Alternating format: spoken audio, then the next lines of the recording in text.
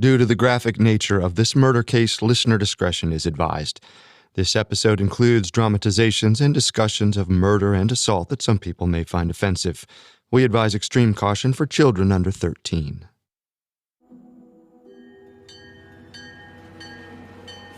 In 1937, Europe was on the brink of war. All across the continent, lines were being drawn. Communism against fascism, nationalism against globalism, the rich against the poor. And nowhere was the struggle more evident than Paris, France. But as ideological battles erupted in the streets, the wealthy Paris elite still managed to distract themselves from the chaos. And on the night of May 16, 1937, a man named Raymond Dubray headed to the theater to do exactly that. Raymond and his fiancée picked up a friend at his place. Then the trio made their way to the Paris metro. They stood on the platform alone, dressed to the nines, and giggling at one another as they waited for the train to arrive. When the train doors opened, no one came out. This wasn't a surprise. Raymond and his party were riding in the first-class car. The privacy was exactly what they were paying for. But when they entered the car, they realized they weren't alone. A woman in a beautiful green skirt and matching jacket sat beside the opposite metro door. The car was sweltering, but the heat didn't seem to bother her, as her head hung peacefully down. Suddenly, the woman slouched, slid off her chair, and fell limply to the ground. As Raymond approached, he was shocked to see blood quickly pooling around her clothes. Then he saw the knife jutting from her neck. The next day, the newspapers called Laetitia Toureaux's murder the perfect crime. Laetitia had entered the empty first-class car alone. When it arrived at the next stop, less than 60 seconds later, she was bleeding to death on the floor. Her murder was a locked-room mystery inside the Paris metro, and soon it would unravel a web of political secrets stretching out all across France. This is our first episode on Laetitia Toureaux. This week we'll cover her mysterious life and confounding death. Next week we'll delve into who might have been responsible for her murder. We have all that and more coming up. Stay with us. Laetitia Toureaux's complex, contradictory life started off simply enough. She was born on September 11, 1907, in the region of Valle d'Aosta, Italy. After World War I broke out in 1914, her father left his construction job and joined the fight. So Laetitia spent much of her early years with her mother, Marie Nourrissat, her sister, and two brothers. But as the war ended and the 1920s approached, their Alpine hometown was far from the perfect place to raise them.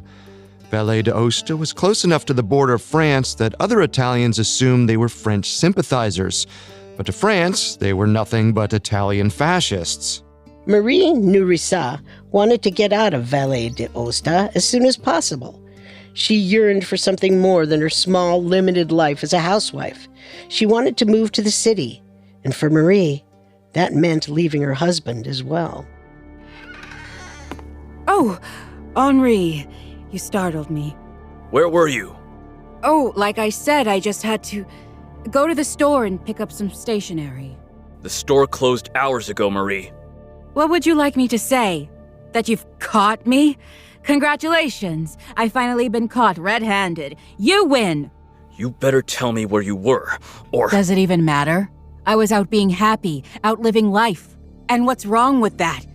I know you'd rather waste away in this nothing place, but do I have to resign myself to that as well? I felt plenty in the war. The least you could do is respect me. Respect you? Oh, I didn't mean to wake you, sweetie. Everything's fine out here. Go back to sleep. As police investigations later learned, Marie and her husband had become estranged. And one night in 1920, she decided that it was time to leave Laetitia's father once and for all. So she gathered her young daughter and headed off towards the French border. The two settled in Lyon, France, where Marie soon struck up a relationship with a factory worker named Giuseppe Chatillard. All of a sudden, 13-year-old Laetitia found herself in a new country, away from the father that she loved. And she was barely in Lyon long enough to settle in. Marie and Giuseppe broke up in 1925, and Laetitia was uprooted once again. This time, they joined a wave of immigrants relocating to Paris. Immigration was booming in 1920s Paris. Over 10% of France's active male population died in World War I, and that left a gaping hole in the capital city's job market. Throughout the mid to late 1920s, over 3 million people poured into Paris, a third of which were Italian, just like Laetitia and her family. The 18-year-old Laetitia found herself right at home in the new city, and soon she discovered the place that would come to define the rest of her life, the Bal Musette clubs. At the time, the Bal Musette were known for their accordion-based music and dancing style that was exploding in Paris at the time. The dance halls were centers of the city's nightlife, but they were hotbeds of the criminal underground too. It wasn't uncommon for gangs, sex workers, and drug dealers to make the Bal Musette their home. But the teenage Laetitia wasn't afraid. When her brother, Virgilio, brought her to the Bal Musette, it was love at first sight. Well, what do you think? Virgilio, I'm speechless. There's a first time for everything, I guess. No, really. I've never seen people be so free. Look at that man over there. He's spinning like a top. That's one of my favorite dance moves. Excuse me, ma'am. Would you like to dance? Gosh, I mean... Well, what are you waiting for? Dance with the young man. Laetitia immediately became a fixture at various Bal Musettes around the city. She earned a reputation as a skilled dancer and a social butterfly. After spending most of her teenage years uprooted, she had finally found her place. The Bal Musette also gave Laetitia a chance to reinvent herself, so that's exactly what she did. She started going by Yolanda. Nicknames were common in the dance halls, but Yolanda wasn't just a pet name for Laetitia, it was a whole new identity. Laetitia was a young Italian immigrant from an underprivileged family, but Yolanda was the most sought-after dancer in the club scene. Soon, even the French cops wanted to get to know her. At the time, the police had an entire network of women who they paid to inform them on the illicit activities at the Bal Musette. Yolanda was the perfect spy for them. She knew just about everything about everyone, and soon she was happily selling that information to the authorities for regular payments. It seems like that was just the beginning of Laetitia's secret life as a spy. In the 1920s, Italy was in the hands of Benito Mussolini, a far-right fascist who wanted to keep tabs on Italy's citizens abroad. According to letters later found in Laetitia's home, it seems likely that both she and her mother were working with the Italian Secret Service as informants as well. Laetitia was playing both sides, taking money from France and Italy, all while she picked up extra cash dancing with wealthy men at the Bal Musette. But the income wasn't enough to support her. And so, in 1926, Laetitia went looking for a real job. The now 19-year-old Laetitia managed to find work at a Parisian pottery factory owned by the wealthy Toureaux family. It promised a steady paycheck, but it wound up delivering way more. The Toureaux had a 35-year-old son named Jules, who was handsome but painfully shy. One day, while visiting his parents' factory, Jules was struck by the magnetic personality of one of the lowly factory workers, Laetitia. So I'm on the table dancing with this fellow, and he spins me, which is normally fine, but I didn't realize how close I was to the edge of falling off. Oh no, you didn't! I did. I spun right off the table, but instead of falling to the floor, the man I was dancing with earlier in the night catches me. He looks to my dance partner and he says, "I think you dropped my date." That's, quite the story. Excuse me, sir. I didn't see you there. No, there's nothing to be sorry for. Are you new here? This area is only for workers. I'm not new here, but you must be. My name is Jules. Jules Toureaux. Oh, my apologies, Mr. Toureaux. I didn't mean to be distracted from work. I'll get right back to the production line. No, wait. It's fine. That place you were describing actually sounds lovely. Perhaps you'd like to take me sometime? And just like that, Jules and Laetitia were in love. To Laetitia, Jules was a gateway into the high society of Paris that most immigrants rarely got to experience. And to Jules, Laetitia was a free spirit who brought him out of his shell and introduced him to the excitement of the bal musette scene. It didn't take long before the happy couple moved into an apartment together. But while Laetitia proudly displayed Jules to all of her friends, she was a secret to the Toureaux family. They didn't even know Jules was in a serious relationship. Some nights, Jules left Laetitia alone at their apartment to sleep at his parents' house, just to keep up his bachelor facade. Still, the late 1920s were largely a happy time for Laetitia. She was in love and living in a home that she couldn't have dreamt of just years earlier. But unfortunately, that was all about to change, and her past secrets were about to come back to haunt her.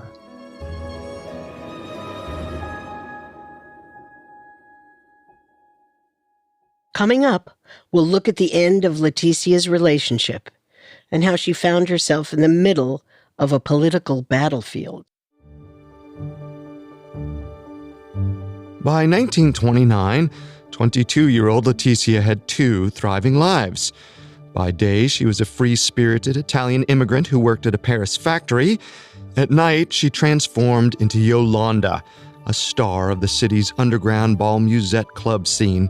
And thanks to her wealthy boyfriend, Jules Toureaux, she had someone to share both her lives with. But Jules kept Laetitia carefully separate from the rest of his life. His parents didn't even know he was in a relationship with her, let alone serious enough that they were living together. This likely felt strange to Laetitia, but when Jules proposed to her, she could only say yes. On December 21st, 1929, the pair were married. The ceremony was, unsurprisingly, secret. Both Laetitia's father and brother were skeptical about her new husband's motives, even though Laetitia's family was already receiving financial support from Jules. Your place is gorgeous, Laetitia. Thank you, Virgilio. I picked all of the furniture myself. I think it's elegant. Elegant and expensive. Where's Jules? He's with his parents tonight. You know how it is. Right. When you see him, thank him for the check. I was able to get a warm jacket for winter this year. How often do you see each other anyway? What's that supposed to mean? I don't want him ignoring you. You're his wife, but what? But I never see you two together. I just want you to be careful. When am I not careful? While those around her were worried by the idea of her secret marriage, Laetitia seemed to be just fine with it. Perhaps it was because she was seeing how the other half lived, or maybe Laetitia was getting used to keeping secrets because she kept many as well. It's possible that Jules never knew about her former life as a spy. But perhaps that was all behind her. Her husband's fortune likely meant that she had no need to spy for the Italian Secret Service or the French police. All she needed to do was dance night after night with Jules. Unfortunately, her luxurious life wasn't built to last. In 1934, Jules developed a cough.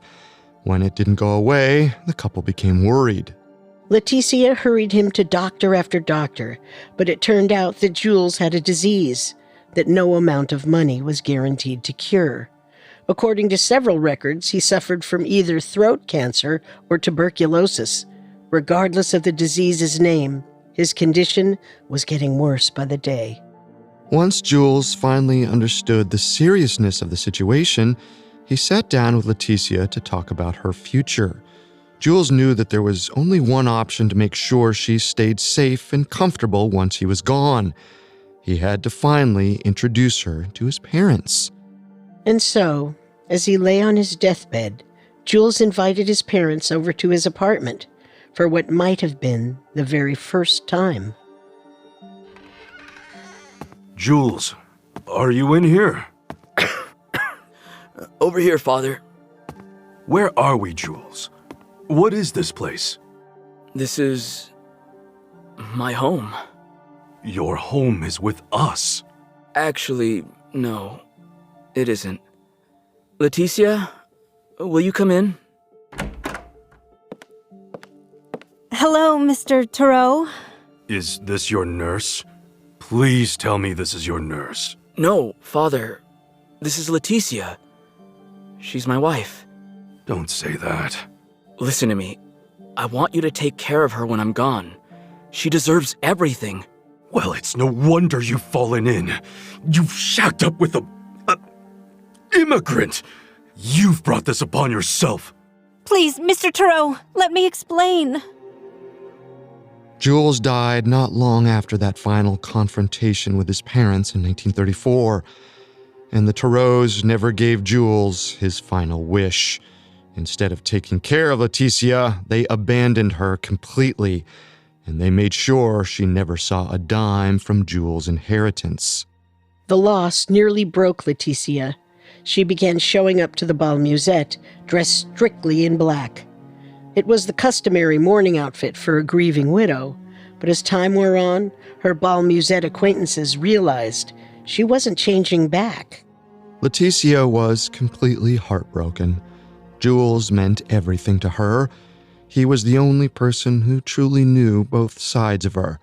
Without him and his support, she was forced to figure out new ways to make money. And so Laetitia turned to her old ways, and the 1930s was a perfect time to get back into the spy game. The mid-1930s brought unprecedented economic hardship to France. Paris was split between the right-wing fascists and leftist communists, and the city regularly dissolved into violent protests. From the outside, Laetitia had nothing to do with the political upheaval, but Laetitia was actually turning the turmoil into a career. By 1936, Laetitia had taken a position as a cloakroom attendant at a bal musette. But this was way more than just a menial job. The position gave her a front row seat for the people coming and going from the dance hall. Information that both the Italian Secret Service and the French police happily paid for. And it was during this time that she met a private investigator named Georges Rouffignac, who brought her even deeper into the espionage game. Rouffignac was the head of the Agence Ruff, a private detective agency. He was a round man with a thin mustache who was notorious for playing both sides of any case he worked. Rouffignac started paying Laetitia for reports on various people inside the bal musette. It didn't take long before he realized that there was more to Laetitia than met the eye. Well, that was fast. You sure you got everything? Mr. Frederici's cheating on his wife. There's not much to get. Are you sure you weren't seen? Of course I'm sure. A detective knows they can never be sure. You know, I could train you to be full-time at my agency. You'd fit right in here. Oh, that's all right, sir. I think I'll do just fine on my own. It's almost like you've done this before. No comment. As far as Rouffignac knew, Laetitia was just a bal musette immigrant. But the experienced detective recognized her skills immediately. So after a series of successful small-time jobs spying on fascists around the bal musette, he sat Laetitia down and pitched her on an even bigger job. She agreed right away. On November 1st, 1936, Laetitia began a new job at the Maxi factory, gluing labels onto shoe wax containers. But the 29-year-old Laetitia wasn't there for just wax. Many of the workers were communist sympathizers who had recently decided to unionize. Laetitia was there to find out everything she could about their union efforts and report everything to the factory supervisors. Laetitia was spying on leftist communists at the factory by day and right-wing fascists at the bal musette by night. She was playing a dangerous game, and it wasn't long before Laetitia had to pay the price. To keep Rouffignac supplied with a steady stream of information, Laetitia had to spend more and more time at the Bal Musette. And even though she was still visibly grieving her late husband by wearing black mourning dresses and her engagement ring, these nights at the dance halls soon turned romantic. Laetitia started dating a whole variety of men in and around the Bal Musette scene. Perhaps it was a way to cope with the stress of spying or to keep up her cover, or she was just ready to move on from Jules. But in any case, her apartment soon began to fill with love letters from all her different flings. There were letters from military men who vowed to marry her when they returned, letters from travelers who had romanced Laetitia while they passed through Paris and vowed never to forget her. There were even letters from married men who promised that one day they could be together in the open. She had affairs with both communist and fascist sympathizers. But Laetitia was never caught up on any one person for long. She likely didn't even have the time if she wanted. No one knew all the parts of Laetitia's fractured life. She kept secrets from everyone, from her family to her boss, Rouffignac. But one night, it all caught up with her, and her secrets turned deadly.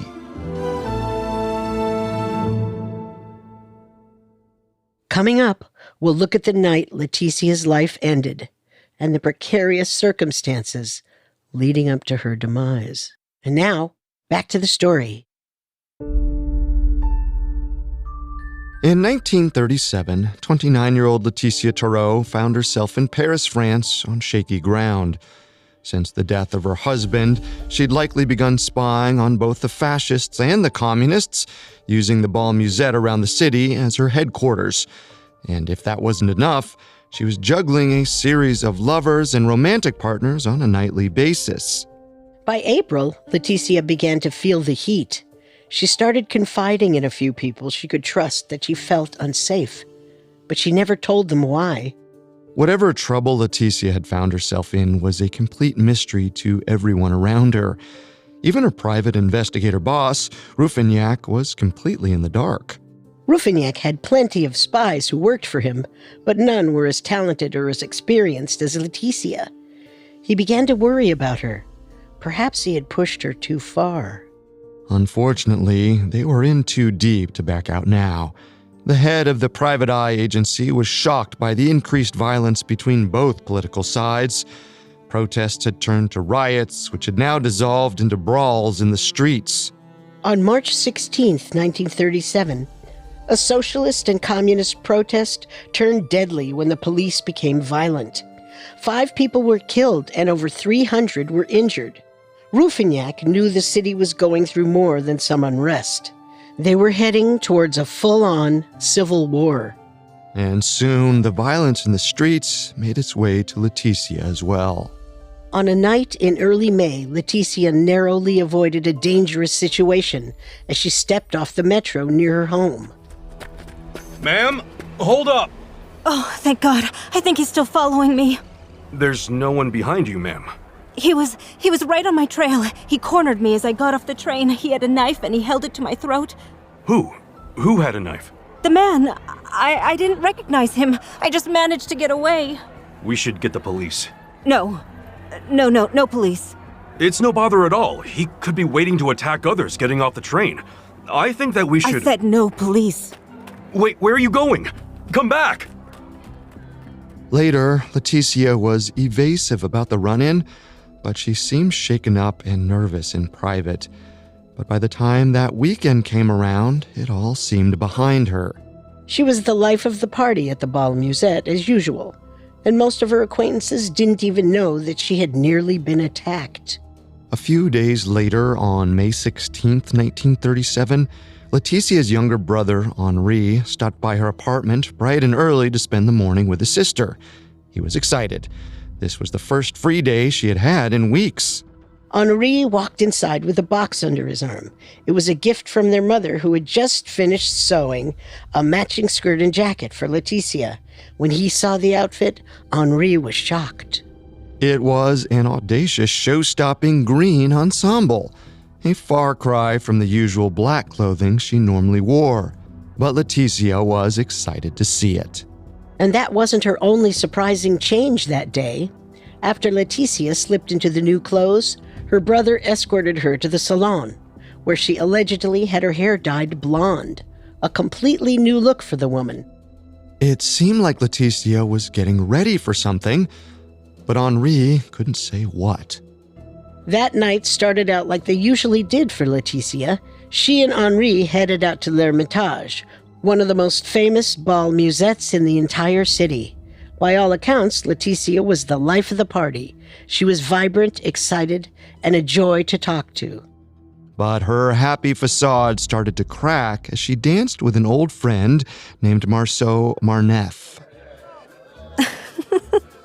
It's always a joy dancing with you, Marceau. The joy is mine. I've never danced with the blonde Yolanda before. Oh, stop it.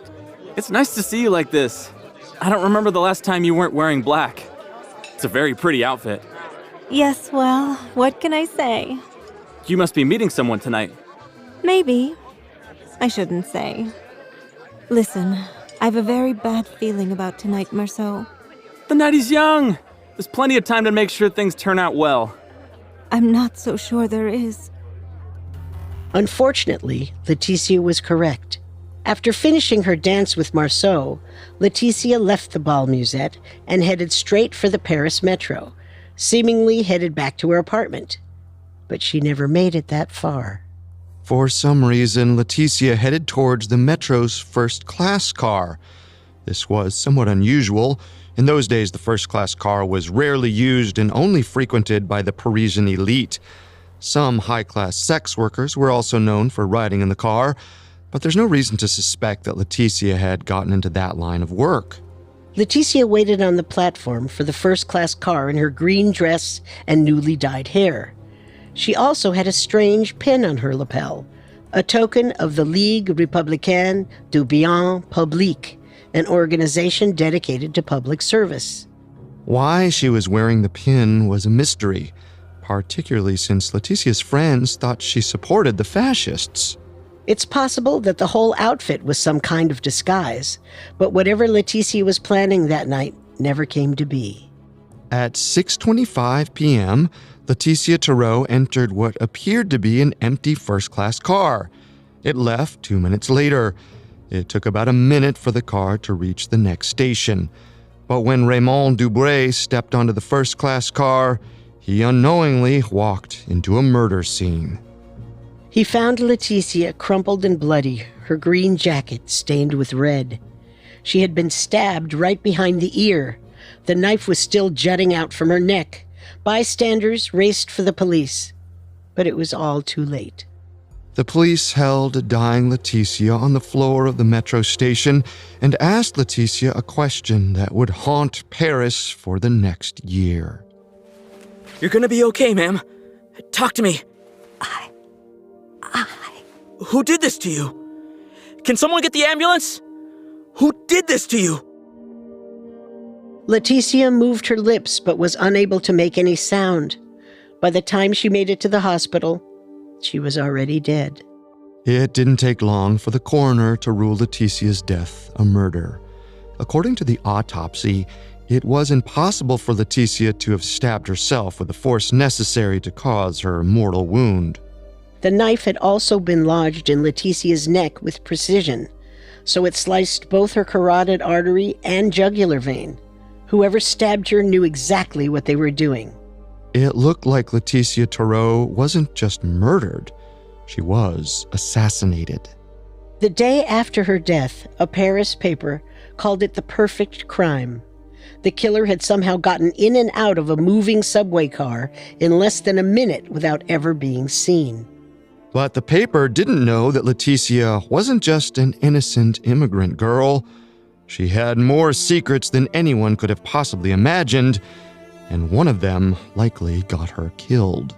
Soon, authorities began to peel away at Laetitia's complex and convoluted story in hopes of finding her killer. But as they did, they uncovered a tangled web of lies and deceit that led all the way to a plot that would throw Paris into disarray and change all of Europe forever.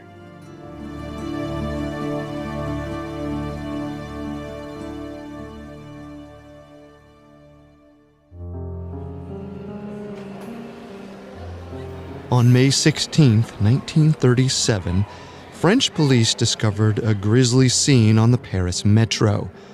29-year-old Laetitia Toureaux was lying on the floor of a train car with a knife jutting from her neck, blood everywhere. To those who knew her, the victim was just another Italian immigrant scraping by in a low-income neighborhood in Paris. But that night on the metro, Laetitia looked anything but poor. Blood stained her brand-new matching green skirt and jacket. Her hands, which according to some accounts were grasping at the knife still stuck in her neck, were gloved. She was even in the metro's expensive first-class car. French police officers forced their way through the growing crowd of onlookers to Laetitia's side. As an officer bent down to her and tried to slow the bleeding, they asked the one question on everyone's mind that night: "Who did this to you?" Laetitia stared at the officers hovering over her. She mouthed words, but no sound came out, her vocal cords useless.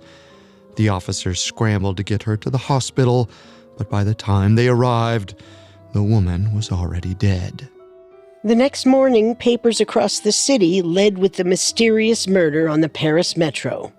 No one knew that Laetitia's death was more than just a simple killing. It was part of a complex web of lies and deceit that stretched across all of Paris. Laetitia had put herself in the middle of a city on the verge of civil war, and it cost her her life.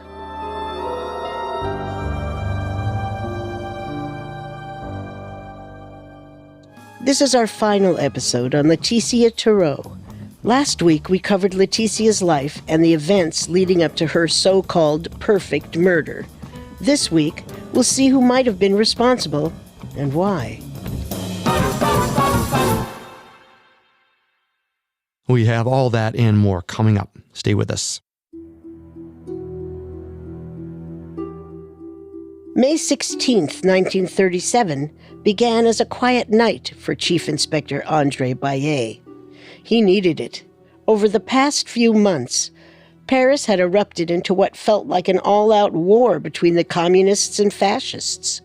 Protests and violent riots regularly raged in the streets, and the murders had begun to pile up.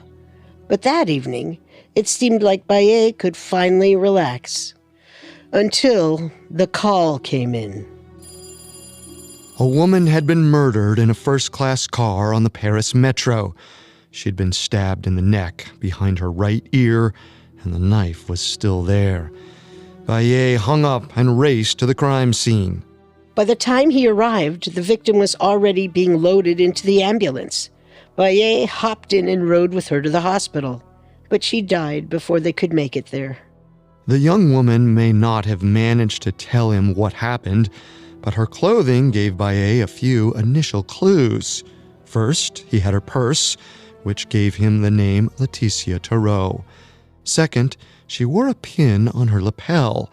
It signaled her membership in the Ligue Républicaine du Bien Public, a rather exclusive and left-leaning social group dedicated to public service. But just as Baillet felt like he was starting to understand his victim, an interview with a witness threw everything into question. You're telling me that there was no one else in the compartment? That's right. Just her and all that blood. I don't know what else to tell you. My officer has multiple witnesses at the other station who will go on record that she was alone when the train left. Are you saying she did this to herself? Or maybe it was the Invisible Man? Do I have that right?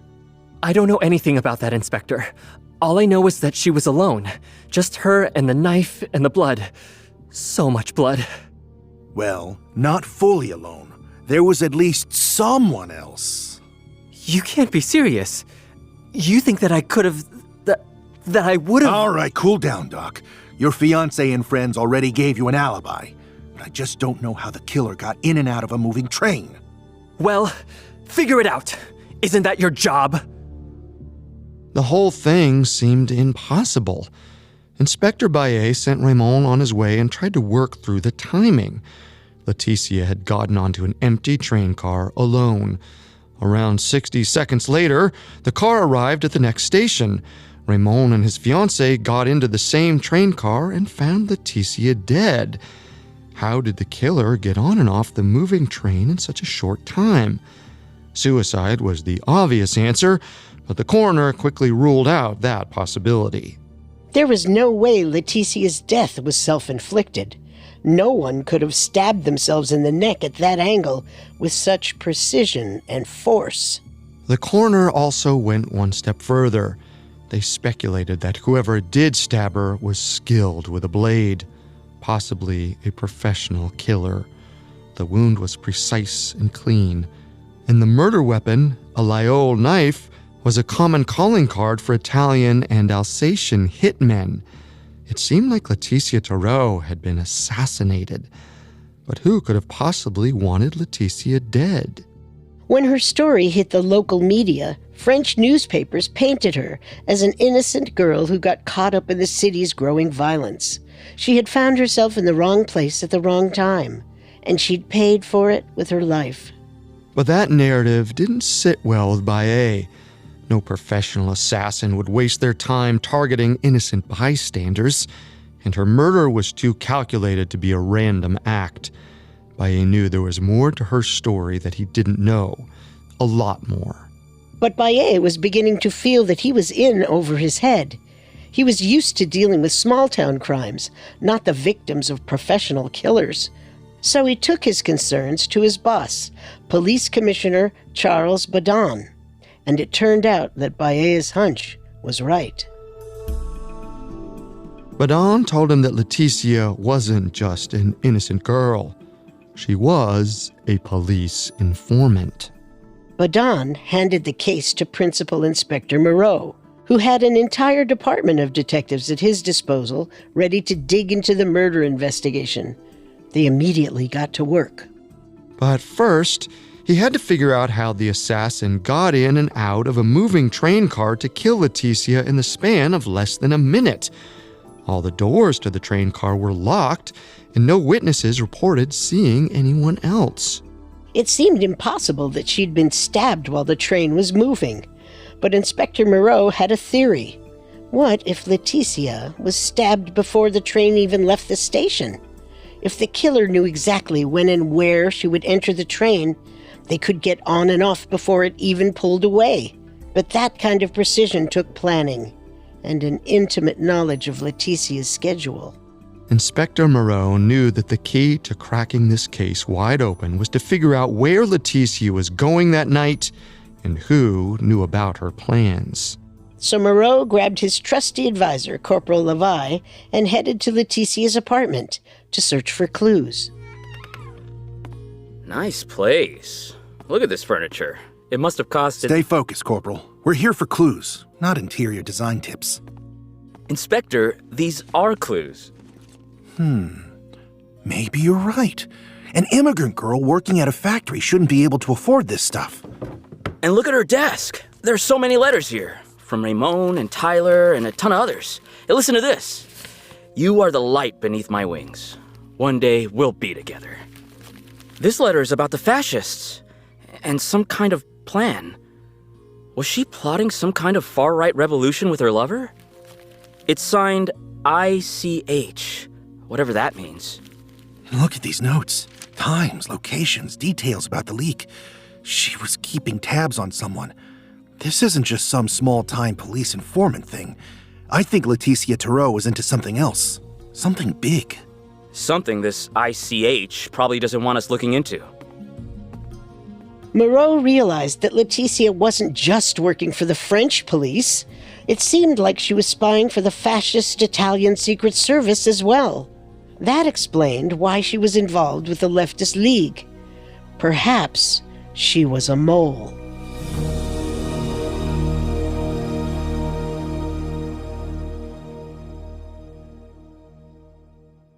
Coming up, we'll look at Laetitia's involvement with far-right terrorist groups and how she found herself in the middle of a political battlefield.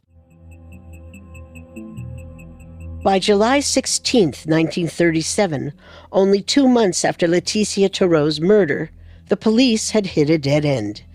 They knew the 29-year-old had been assassinated by a highly skilled and professional individual. They also knew that she was making money under the table as a private detective, and likely as a spy for the Italian Secret Service. But they were no closer to finding her killer. And as the police struggled to find leads, the press had no problem filling their pages with increasingly more outlandish accusations and conspiracy theories about Laetitia's death.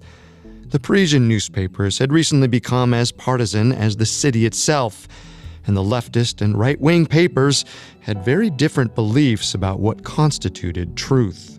On July 16th, the Inspector General of the Criminal Police happened to pick up a communist newspaper called La Liberté, and when he saw what it was saying, he immediately shouted for Commissioner Jean Boulon.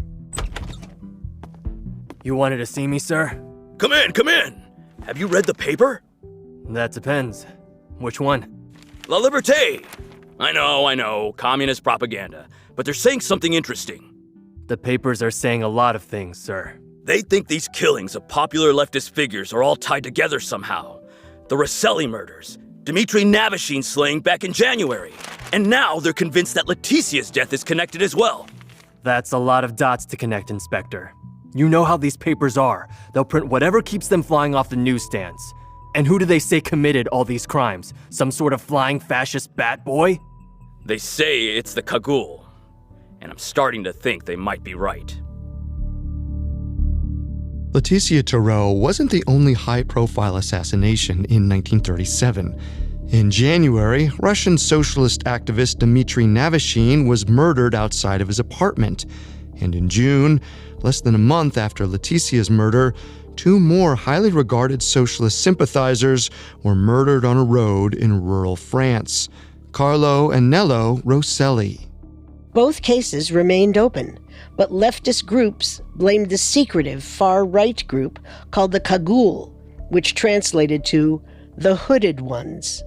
At the time of Laetitia's murder in the summer of 1937, French police knew at least two things about the Cagoule. One, that they were a highly organized militia that had been smuggling guns in and out of France for the better part of the year. The second was that they were nearly untouchable because of the extraordinary wealth and political power behind them. And it turned out the group had direct ties to Laetitia herself.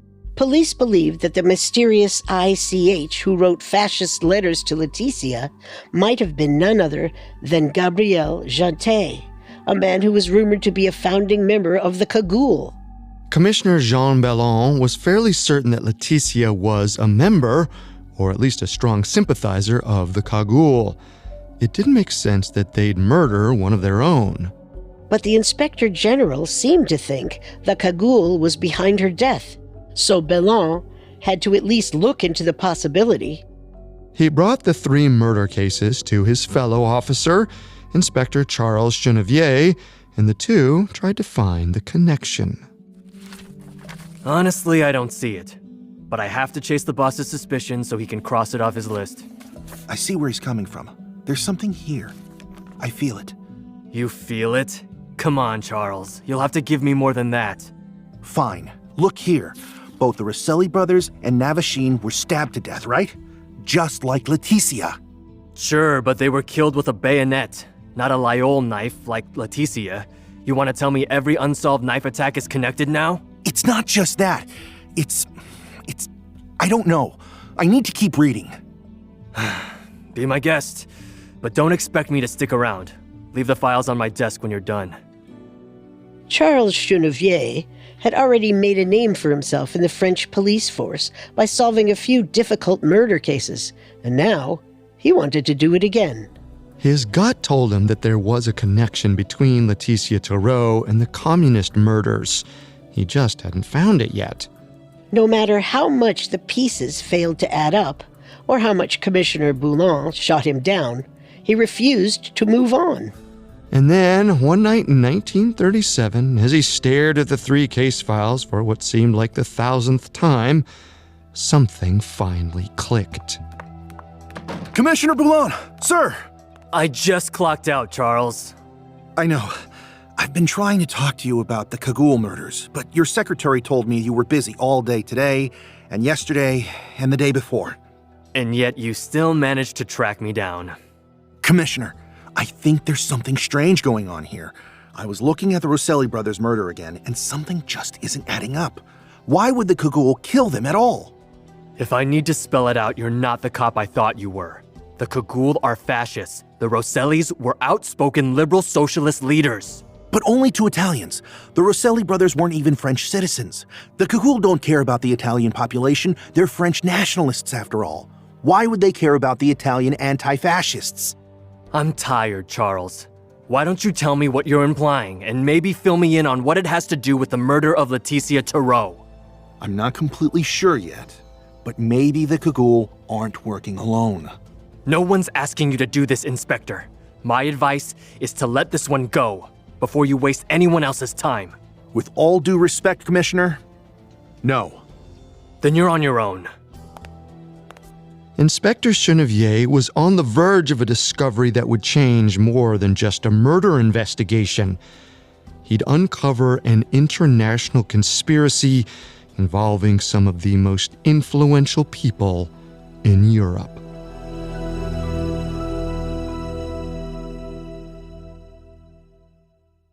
Coming up, we'll finally uncover Laetitia's involvement with the Cagoule and the potential reasons for her death. And now, back to the story. At the end of 1937, a Paris cop named Charles Chenevier was sure that the death of Laetitia Toureaux was more than just a simple murder. He suspected Laetitia was somehow connected to a mysterious group called the Cagoule, a right-wing terror organization responsible for a string of assassinations across France, but he couldn't figure out how. Chenevier was particularly interested in the double murder of Carlo and Nello Rosselli back in June. The police were convinced that Cagoule assassin Jean Filiol was behind their deaths, but something didn't add up to Chenevier. The Cagoule was made up of rich, high-society French nationalists. Their goal was pushing a fascist agenda in France, but why would they care at all about a pair of leftists from Italy? Unless, of course, the Cagoule was actually working with the Italian government. Suddenly, it started to make sense. The French police knew that the Cagoule were highly involved in the illegal gun smuggling trade. Half of that trade involved shipping guns to Spain in order to make a profit. The other half, however, involved receiving guns from foreign countries, and maybe Italian dictator Benito Mussolini himself. Chenevier thought it was possible that the Italian Secret Service hired the Cagoule to assassinate the Rosselli brothers in exchange for a load of illegally smuggled guns. There were plenty of reasons for the Italian Secret Service to want the Rosselli brothers dead. Not only had they betrayed their home country, they could inspire other Italians to become anti-fascist activists. That not only explained why the Cagoule had carried out the hit, but it was also the beginning of a connection to Laetitia Toureaux. The inspector knew that Laetitia likely had a history of spying for the Italian Secret Service. Maybe that was the connection he had been looking for all along. If Laetitia was working for the Italians and the Cagoule, she would have made a perfect middleman. He just needed proof that his hunch was correct. Chenevier started interviewing Laetitia's friends, and when he sat down with a woman named Yvonne Riot, he found exactly what he was looking for. So, did Laetitia ever talk to you much about politics? She did. She wouldn't shut up about it, honestly. Always going on about who was doing what and where they were doing it. Right. Did you get the notion that she leaned to one side of the political spectrum? Communist, perhaps? Communist? Yeah, right. Laetitia was on the complete other side of the spectrum. She went with all of those famous fascist men, too. I remember once, while I was sewing, she sat right where you're sitting right now and bragged to me that she was going to be at a reception in Italy with Count Ciano. Count Ciano? Wait, you mean she went to Italy? Oh, yes. She visited Italy all the time. You know, her father never moved to France. She was always going back to visit him. Didn't her other friends mention that? It must have slipped their minds. Genevieve was starting to put the pieces of the puzzle together. Maybe Laetitia was more involved with the Cagoule than he and the French police originally thought. If the Cagoule were working with the Italian Secret Service to smuggle guns, then they'd need someone who could go back and forth from Italy to France without getting unwanted attention. Laetitia was the perfect candidate. Since her father lived in Italy, she had an easy excuse to travel back to the country whenever she wanted. She also had no trouble coming back across the border since she had French citizenship from her marriage to her late husband, Jules. If Laetitia was actually such an important piece of the alliance between the Cagoule and the Italian government, both sides needed to trust her completely. And it sounded like Laetitia had given them reason to worry. Genevieve heard from several of Laetitia's friends that the girl was deeply on edge during the weeks leading up to her death. She wouldn't tell them what she was wrapped up in, but whatever it was, she wanted out. And neither the Italians nor the Cagoule would have been very happy to hear about her cold feet. It's unclear what exactly caused Laetitia's possible change of heart. Maybe she finally got fed up with her double life. Maybe she heard about the assassination plot against the Rosselli brothers and started to have second thoughts about a group that killed other Italian immigrants. It's even possible that Laetitia tried to cash out on her far-right connections and sell information on the Cagoule to the leftists or police. Whatever the case, the Cagoule likely wanted her dead, and it seems they tried several times. First, there was a failed attack on the Paris metro. Another time, she was approached by someone menacing on the street, but managed to duck into the safety of her apartment before they could grab her. Both of these incidents had been dismissed by the police as not relevant, but Genevieve disagreed. Maybe when the Cagoule tried and failed to assassinate Laetitia, the Italian Secret Service decided to step in and take care of it themselves. Besides, the near impossibility of the murder itself pointed towards a sophisticated government operation. Inspector Genevieve had blown the case wide open. He had no idea how no one in the police department had seen it sooner. What had at first seemed to be a minor slaying of an immigrant girl had grown into an international conspiracy. He immediately grabbed his boss, Jean Boulogne, and convinced him to take him straight to the top of the French police. We're, sorry to bother you, Inspector General. This better be important. Yes, it better. Genevieve promises that it is, right? Of course. Thank you both for your time. I believe I've discovered something that could potentially crack the Laetitia Toureaux case wide open. Based on the leads you had us follow, Inspector General, I do believe that all threads from the Laetitia Toureaux case lead straight to the Cagoule. I knew it! But I don't think it was the Cagoule that murdered her. Actually, I think she was a member of the Cagoule herself, and that the group responsible for her death are none other than the Italian Secret Service. What did you just say to me? The Italian Secret Service. It all lines up. If you just take a look at the files, No! That's ridiculous! You've both wasted too much time on this one as it is. It's time to let this one go. The case is now closed. Good day, gentlemen. Well, hang on, Inspector General. I actually think Genevieve has some evidence here, sir, that's worth taking a look at. Do I have to write you both up for insubordination? I said it's over! Inspector Genevieve, all of your case notes will be sealed away, and you will tell the press that this case is unsolvable. Now get out of my office. But nothing. Get going. And so, in 1938, the Laetitia Toureaux case officially went unsolved. The public was told that the crime was most likely a plot by the Cagoule, but the Italian Secret Service were never mentioned. This was, of course, right on the brink of World War II. The French saw their Nazi neighbors and knew that conflict was most likely imminent. At that time, however, they didn't know which side Italy was going to take. In those years, the French bent over backwards to try and keep good relations with the Italian government, if they went against Germany, and nothing would have soured their connection like taking action against the country for murdering Laetitia Toureaux on French soil. Ultimately, it didn't matter anyway. Mussolini's Italy soon became one of Germany's largest allies in the war. In Paris, Laetitia's unsolved murder lived on for years as a citywide mystery. Everyone seemed to have their own theories or speculations. One popular rumor was that Laetitia was murdered by French serial killer Marcel Petiot. Petiot murdered over 50 people throughout the late 1930s and early 1940s, using the chaos of World War II to hide his actions. But there's no clear evidence linking Petiot to Laetitia's death. As for Chenevier's files, they were taken and filed away in the depths of the French police department, labeled classified. To this day, no one knows exactly what's inside many of those documents. At least, not yet.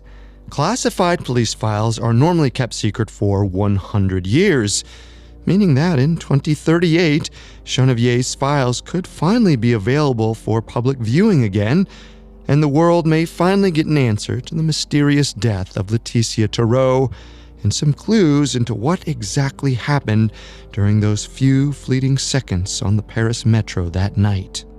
Until then, it remains a mystery. With all that said, I believe Laetitia Toureaux was clearly assassinated by the Italian Secret Service. Seems like they found out that she was planning to quit or betray them, so the government put out a hit. I agree. I think that Cagoule tried and failed to murder her in the weeks before her death. But when they couldn't successfully do the deed, they called in the big guns to finish the job for them. Laetitia Toureaux was, in many ways, one of the first French victims of World War II. She got caught in a deadly struggle between fascists and left-wing radicals. When she tried to escape, she discovered that things had gotten way out of her control. By the time of her death, she had lived so many different lives: as an immigrant daughter, a dance hall star, a heartbroken widow, and ultimately as a spy. But nearly a century later, she's only remembered as a victim of what seemed to be an impossible crime.